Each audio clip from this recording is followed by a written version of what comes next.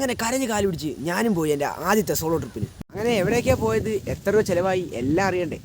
അങ്ങനെ വൈകുന്നേരം 5:30 ട്രെയിനിൽ നേരെ കൊല്ലത്ത് നിന്നും ബാംഗ്ലൂരിലേക്ക്. നമ്മൾ ബാംഗ്ലൂർ എത്തിയിരിക്കുകയാണ്. സംഭവം ഒരുപാട് നന്നായി ട്രെയിനകത്താണ് കയറി, ജനറലായി പോയി. പിന്നെ നമുക്ക് പെട്ടെന്ന് പ്ലാൻ ചെയ്ത സാധനം ആയതുകൊണ്ട് ടിക്കറ്റൊന്നും കിട്ടിയില്ല. അന്നത്തെ നമുക്ക് ഇന്ന് ഫുള്ള് ബാംഗ്ലൂർ കറങ്ങണമെങ്കിൽ നമുക്ക് ഈ ബാഗ് അത്യാവശ്യം വെയിറ്റൊക്കെ ഉണ്ട്. ഈ ബാഗ് ഒന്ന് സൈഡ് വെക്കണം. അപ്പോൾ ക്ലോക്ക് റൂമിൽ അവിടെ വെച്ചിട്ട് നമുക്ക് അങ്ങോട്ടങ്ങനെ പോകാം. ആവശ്യമുള്ള സാധനങ്ങളെല്ലാം എടുത്തിട്ട് ക്ലോക്ക് റൂമിൽ കൊടുത്തു കഴിഞ്ഞാൽ നമുക്ക് വൈകുന്നേരം തിരിച്ചൊന്നായി. അങ്ങനെ ഞാനാണെങ്കിൽ ഓട്ടോക്കാരൻ്റെ ചോദിച്ച് നമ്മൾ ഫസ്റ്റ് ലൊക്കേഷൻ്റെ ലാൽബാഗ് ഗാർഡൻ ആയിരുന്നു. ലാൽബാഗ് ഗാർഡൻ 6 കിലോമീറ്റർ ഇവിടെ ആദ്യം ചോദിച്ചപ്പോൾ 350 പറഞ്ഞു. പിന്നെ ചോദിച്ചപ്പോൾ 250 പറഞ്ഞു. ഞാൻ പറഞ്ഞെങ്കിൽ വേണ്ട, ഓട്ടോ വേണ്ടാന്ന്. അങ്ങനെ നമ്മൾ ലൊക്കേഷൻ മാറ്റി. നമ്മൾ ടിപ്പു സുൽത്താൻ്റെ ഒരു സമ്മർ പാലസ്, നമ്മൾ ലിസ്റ്റിനകത്ത് 4 സ്ഥലങ്ങളാണ്. അപ്പോൾ അതിനകത്ത് ടിപ്പു സുൽത്താൻ്റെ ഒരു കൊട്ടാരവും ഒരു ഫോർട്ടും ഉണ്ട്, ബാംഗ്ലൂർ ഫോർട്ടും ഉണ്ട്. അപ്പോൾ ആ ഫോർട്ടിലൂടെ കയറി ഈ 2 സ്ഥലം അടുത്തെടുത്താൽ. അപ്പോൾ പിന്നെ നേരെ അങ്ങോട്ട് വന്ന് വിചാരിച്ചു. അവിടെ ഒരു ഇവിടുന്ന് 3 കിലോമീറ്റർ ആകുമ്പോൾ എത്ര ആവും അറിഞ്ഞൂടെ. നമുക്ക് നടന്നു പോകാൻ സമയമെടുക്കും. എങ്കിൽ നമുക്ക് ഓട്ടോ കാശ് നമുക്ക് എത്രയാണെന്ന് വെച്ചാൽ അഡ്ജസ്റ്റ് ചെയ്യാൻ പറ്റുമെങ്കിൽ നമുക്ക് ഓട്ടോയ്ക്ക് പോവാം. അങ്ങനെ ഓട്ടോക്കാരന് ബൈ പറഞ്ഞിട്ട് ഞാൻ നേരെ എത്തിയിരിക്കുന്നത് ടിപ്പു സമ്മർ പാലസിലാണ്. ഇവിടെ ഒരാൾക്ക് കയറണമെങ്കിൽ നമ്മൾ 20 രൂപ വെച്ച് പേ ചെയ്യണം. അങ്ങനെ 20 രൂപ അടച്ച് ഇതാണ് നമ്മുടെ ടിപ്പു സുൽത്താൻ്റെ പാലസ്. കൊള്ളാം.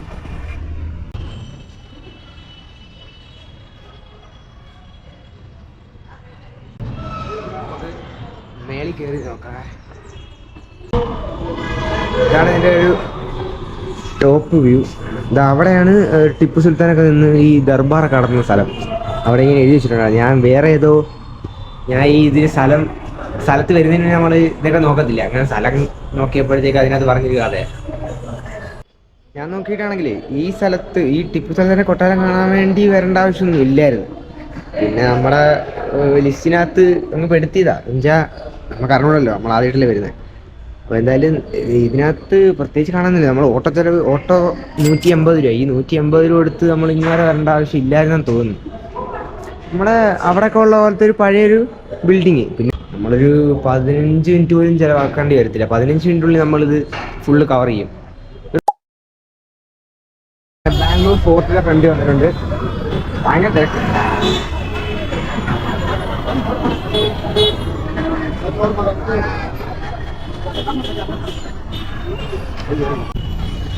ബാംഗ്ലൂർ കോട്ടയുടെ അകത്താണ് നമ്മൾ ഉള്ളത്. ഇവിടെ പക്ഷേ എൻട്രി ഫീസ് ഒന്നും വേണ്ട, ചോദിക്കാം.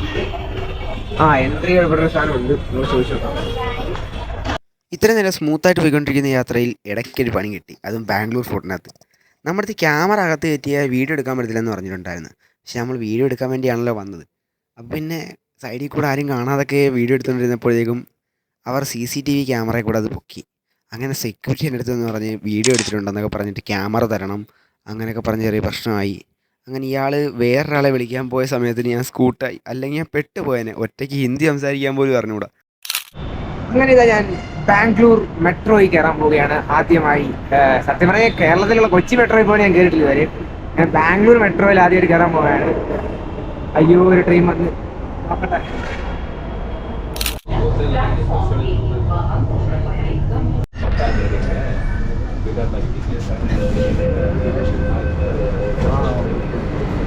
അങ്ങനെ ഞാൻ ലാൽബ ബൊട്ടാണിക്കൽ ഗാർഡനിൽ വന്ന് സമയം 1 മണിയായി. ഞാൻ ഒന്നും കഴിച്ചിട്ടില്ല.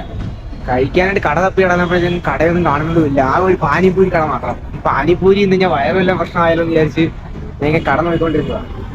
എന്തായാലും കഴിച്ചതിന് ശേഷം ഞാൻ എന്തായാലും അതോട് കയറുന്നത്. നമുക്ക് 6 മണിക്ക് ഇവിടുന്ന് അടുത്ത ട്രെയിൻ കയറണം തഞ്ചാവൂർക്ക്. അപ്പം പ്ലാൻ പോലെ നടക്കുന്ന ലക്ഷണം തോന്നുന്നു. കഴിച്ചിട്ട് വരാം. അങ്ങനെ അലഞ്ഞിരിഞ്ഞൊരു കട കണ്ടുപിടിച്ചിട്ട് പറഞ്ഞു ഉച്ചക്കലത്തെ ഫുഡ്. അങ്ങനെ ഇതിനെനിക്ക് ചിലവായത് 90 രൂപയാണ്. അത്യാവശ്യം കുഴപ്പമൊന്നുമില്ലായിരുന്നു. നമ്മുടെയൊക്കെ ഇതിന് പറ്റുന്ന ഒരു ഫുഡായിരുന്നു.